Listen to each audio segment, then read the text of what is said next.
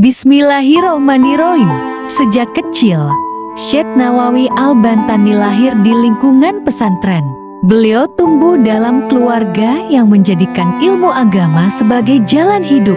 Dalam Tarik Ulama Banten karya K.H. Saifuddin Zuhri, disebutkan bahwa Nawawi kecil mulai menghafal Al-Quran sejak usia 5 tahun. Dan pada usia 8 tahun telah menyelesaikan hafalannya. Ini menunjukkan betapa kuatnya daya ingat dan kecintaannya pada Al-Quran. Ayahnya, Syekh Umar bin Arabi, adalah guru pertamanya. Beliau sangat tegas dalam mendidik anaknya agar tumbuh sebagai ahli ilmu yang tidak hanya menguasai ilmu lahir, tapi juga memiliki kedalaman rohani. Selain dari ayahnya, Nawawi juga belajar kepada ulama terkemuka di Banten seperti K.H. Sahal Tanara dan Raden Haji Yusuf. Hal ini dicatat dalam Khazanah Ulama Nusantara, terbitan Yayasan Tanara Ilmu, Hayom ke-52. Syekh Nawawi kecil tidak seperti anak-anak lainnya. Ia tidak senang bermain, tidak tertarik pada hal duniawi. Ia lebih senang menghabiskan waktunya bersama kitab, mushaf, dan guru-gurunya.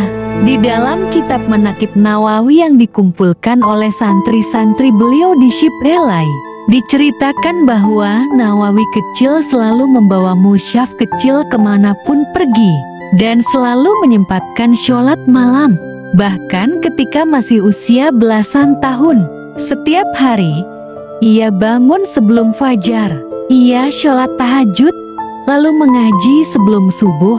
Setelah subuh, ia belajar bersama ayahnya dan para ulama setempat. Menurut majalah Al-Ma'arif tahun 1940, Nawawi kecil telah menguasai dasar-dasar fikih, tauhid, dan bahasa Arab klasik sebelum usia 10 tahun. Saat usianya 13 tahun, Nawawi sudah mulai ditanya oleh masyarakat soal hukum agama. Ia mampu menjawab dengan tenang dan tepat, bahkan kadang mengutip dari kitab yang belum pernah dibaca oleh orang-orang dewasa. Banyak yang kagum dan menyebutnya sebagai anak ajaib dari Tanara. Melihat bakat besar ini, ayahnya memutuskan agar Nawawi melanjutkan ilmunya ke Tanah Suci.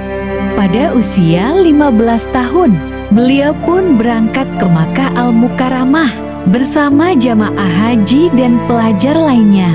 Dalam Ulama Hijaz dan Ulama Nusantara karya Syekh Yasin Al-Fadani, disebutkan bahwa Nawawi membawa kitab-kitab penting seperti Fathul Muin, Takrib, dan Al-Jurumiyah yang sudah dihafalnya sebelum berangkat. Perjalanan ini sangat panjang. Beliau menempuh laut selama 6-8 minggu dari pelabuhan Banten ke Jeddah. Di kapal, Nawawi tidak berhenti belajar.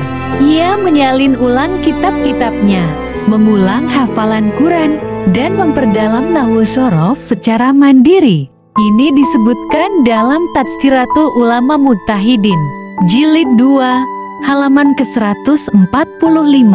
Sesampainya di Mekah, ia langsung menuju Masjidil Haram, pusat ilmu dunia Islam. Di sana, ia berguru kepada ulama besar seperti Syekh Ahmad bin Zaini Dahlan, Mufti Syafi'iyah, Syekh Umar Bajunaid, dan Syekh Khalid Al-Baghdadi dari Tarekat Naqsyabandiyah. Jangan lupa like, komen, dan subscribe ke channel Kisah Hikmah Islami 11 agar semakin banyak yang mengenal ulama besar dari bumi Indonesia. Jazakumullah khairan katsiran.